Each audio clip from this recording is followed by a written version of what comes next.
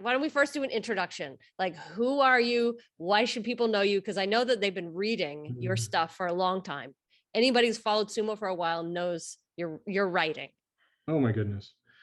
Yeah, so I'm Bruce Henderson. I call myself the associate editor at Tachiai. I am not an expert. I'm just a fan. How did I come to be widely read? Well, first of all, it was an accident. Second of all, it was a mistake. An accident that I started writing, and a mistake that everyone else made of reading. So when I was much younger and had a lot less down here and almost no hair, when I was in Japan with US Marine Corps, I became enamored with sumo. It helped, of course, that my uncle, who was then living as a resident alien in Japan, working in a big company in Tokyo, had also become a tremendous sumo fan, and was the company had seats on the floor in many cases that no one was using, right? Because they'd rather stay at the office and work like mad. So he's like, screw it, I'm going. And so he started going, and he went, even to the early matches, and he got to know all the Kamarite, and he got to know all the wrestlers and all the rest of that stuff. And it just so happened he found out that this guy, as my cousin calls him, Big Jesse. Big Jesse's kids were at the same American school that his kids were. And of course, Big Jesse Kualapani, is none other than Takamiyama. Right. And so Takamiyama became a family friend. Oh my God. So if you've ever seen me in the podcast recordings with the Takamiyama coat on, it's because my aunt had some of the material, and about 10 years ago made me that coat when I started to get back into sumo. So it's easy to become a sumo fan when you're in Japan and you're in the Marine Corps, and there are periods of intense activity followed by enormous acres of boredom, and you tune on whatever's on the television. And I tell you, in the 80s in Japan, the TV was pretty bleak, except for Hanbasho, right? Hanbasho, you got these guys whacking and smacking each other around, and as a Marine, this appeals to you, right? Because you've been trained and programmed that smacking and slapping and thrusting people about is what you should long for. And so, in the barracks watching sumo, when you do it on the first day, your fellow jarheads who are average American people, great people, join the Marine Corps, look at you and say there is something wrong with you. And by Nakabe, the middle Sunday, they're all like, when does it come on? And then by day 14, they want to talk to you about who is in the Yusho race. Yes. And I turned on so many people to sumo just because I got enthused about it. I had been infected by my uncle, and I would talk about how things happen. Of course, in the United States, it was up until recently much tougher to watch sumo until NHK World Japan started broadcasting things. Of course, you had Kentama Yama and other great people who were bringing some video onto YouTube, but it was really when NHK started to broadcast that I really picked it back up again. And of course, because as you can tell, I'd never like to talk about anything. I also like to type what I might say, and I started looking for some sort of blog or something about sumo, and what I found was this Tachiai thing, and this Andy guy seemed nice enough, but he only posted occasionally. So I just started pinging his posts with comments, and it wasn't more than 5 or 6 days, and he just said, "Stop it, you're killing me. Here, have a login, just post crap." And if you go back to 2015 or 2016 when I start writing, you can see just how unleashed I was at the time. I would still call you unleashed. You do some really marvelous unleashed breakdowns of day by day, who has won and for what reason and who to watch. Thank you. All kinds of great stuff. Were you watching the time we made up an entire basho with Grand Sumo Breakdown? I heard about it. Yes, I couldn't bring myself to actually watch it because I was so bereft because there was no sumo. That was May of 2020. They canceled the tournament. And I declared publicly that I was not going to put up with such crap, and that I was going to make up a basho and write about it as if I had been watching it on TV. And the GSP guys had math models about all this stuff, and we collaborated for weeks on how we would run the math on who would win what matches. We had things like injuries, we had things like hot streaks and cold streaks, and all the rest of that stuff. And what was funny is that by the final few days, we had people commenting, where can I find these videos? Yes. Right, that you're watching. It's like, no, we're just making it up. And there are some videos out on YouTube where someone took clips of matches and spliced them together to You're match the kidding me. commentary we came up with. Oh my God. I've never felt so humbled or sort of So honored. hung over in my entire life. So whether the matches be real or imaginary, you are the go-to. I guess so, but yeah. Come on, Sumo World, you can do better than that. I love it. Well, I wanted to talk to you today because we got a question from a listener that I was going to guess on. And then I thought, wait a minute. No, I shouldn't be guessing. Let's talk to someone who really knows the difference. Okay. And gunning was not available. Well, I wanted to talk with you first. Okay. Because, there is a significant time difference between the US and Japan. So it's just much easier to go to someone in the US first. Sure. And yeah, go ahead. So the question has to do with what is the real difference between a push out, a force out, a thrust out, and a crush out? I love this question. This Yes. question goes right into the heart of sumo, and Yes.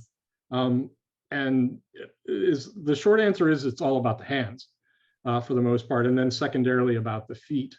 And so we'll go into a little bit about how some of these kimarate get named and how they decide which one to assign.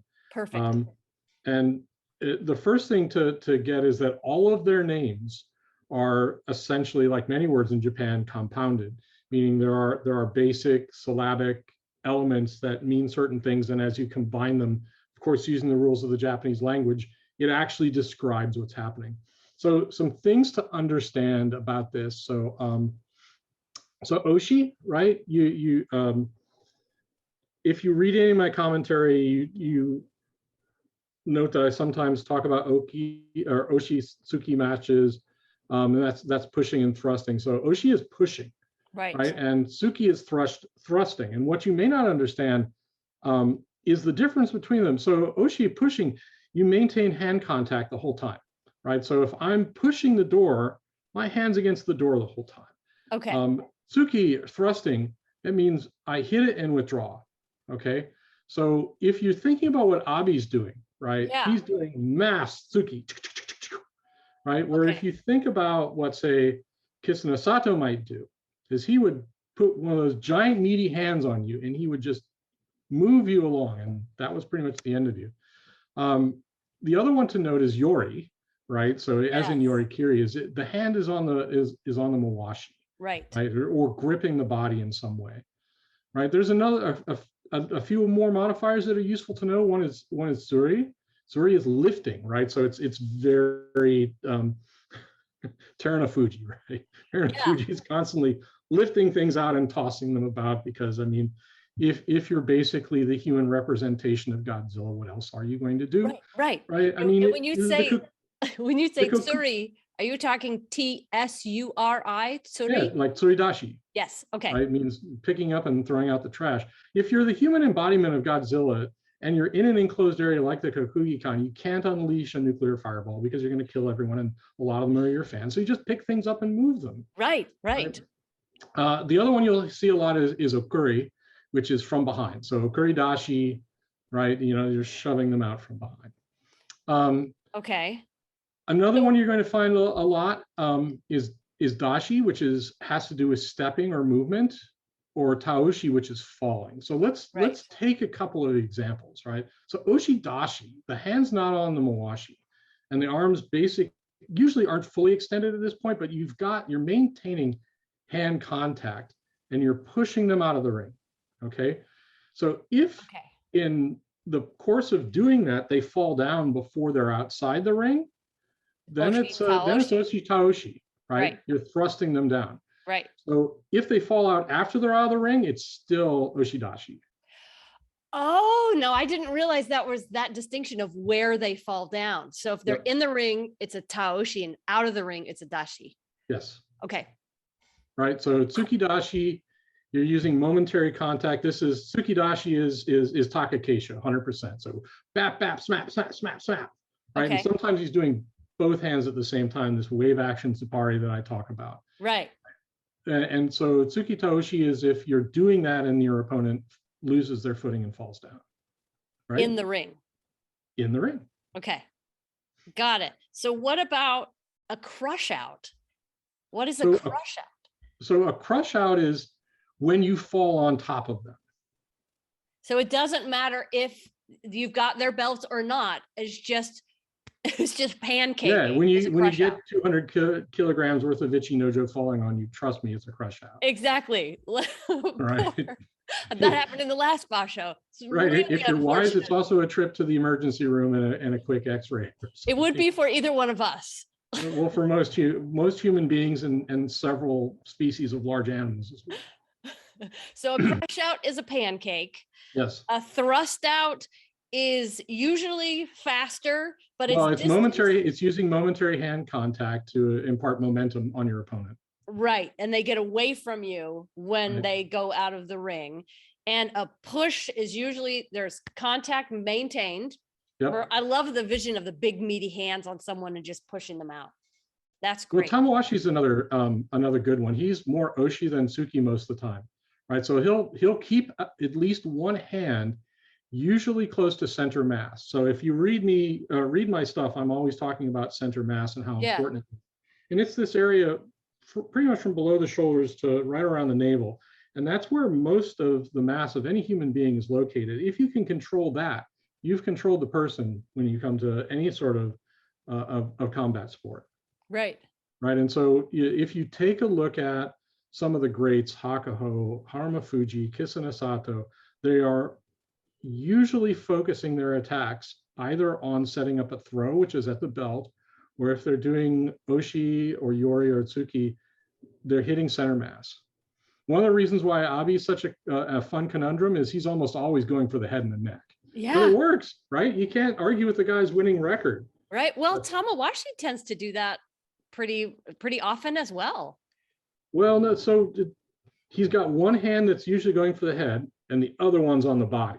Oh, I guess I have not noticed that. So the left hand will frequently come up and grab a Nodowa, but that right hand is usually there on the ribs pushing. Okay. Whereas Abi is just like both hands going for the throat or the head. Right.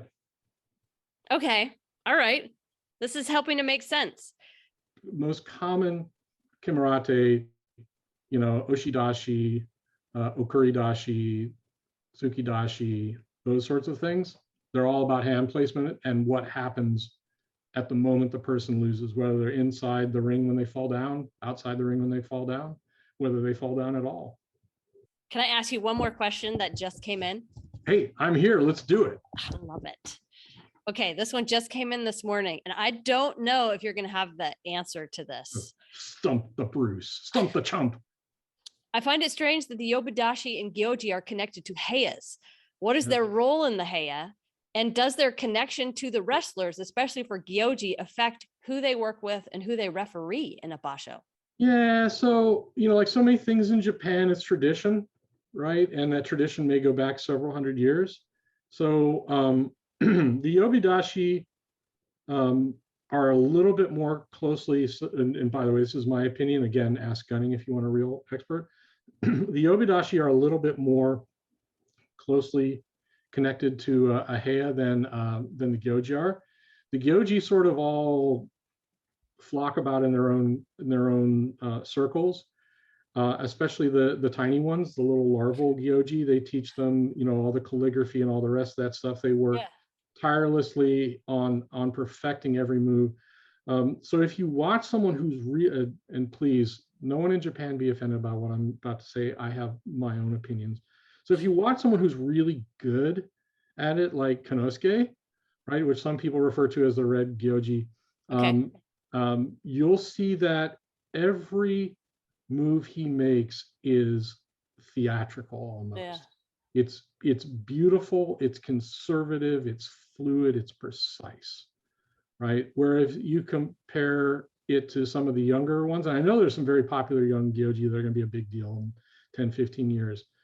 They're trying to get there. They're trying to get to that level of polish, right? And so the gyoji work amongst themselves to do all of that stuff, and same with the yobidashi, tend to flock more amongst themselves, and they're really, in my opinion, the yobidashi the more interesting portion of the sort of not on the ring sumo, because of so many things they do.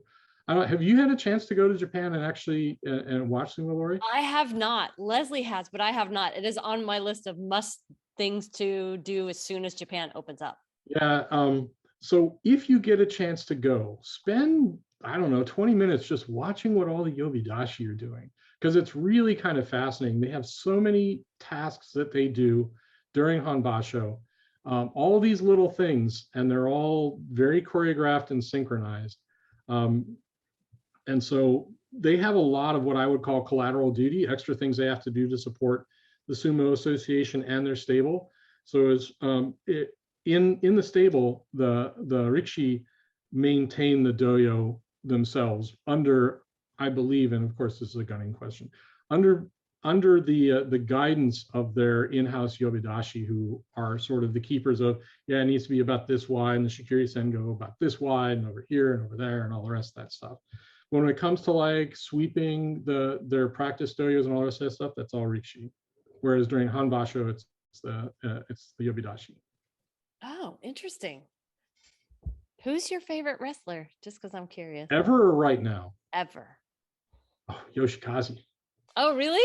Oh yeah, I love Yoshikaze and will forever, most likely. Oh, He embodies a very interesting aspect of sumo, and the fact that he and Kisuno Sato are working together now, just I can't believe it. Thrills me to no end, because set the Wayback Machine to a few years ago, there was a controversial figure, a former Yokozuna named Takanohana, who used his Yokozuna name as his elder name. And he left the Sumo Kyokai for a number of reasons, but he held some very controversial ideas about ways they could change sumo to try and adapt it for the modern era. Now, if there's one thing you need to know, it's sumo doesn't want to be adapted very much to the modern era, if at all. yes. And so there was naturally friction between himself and some of the other members of the Kyokai. But what fascinates me is to see that Kisuno Sato may be trying some of these things himself. And if he can get away with it, more power to him, because I love experimentation in ways that are constructive, right? He's going to feed his Rikishi breakfast, right? Which isn't done in the stables. You get up before training. Yeah. So they're going to eat a meal before training. They're integrating weight training and a number of other sort of sports medicine type things into their routine at this palace of Kisuno Sato that's being built far to the north of Tokyo. And he's got Yoshikaze with him, right, as like the coach.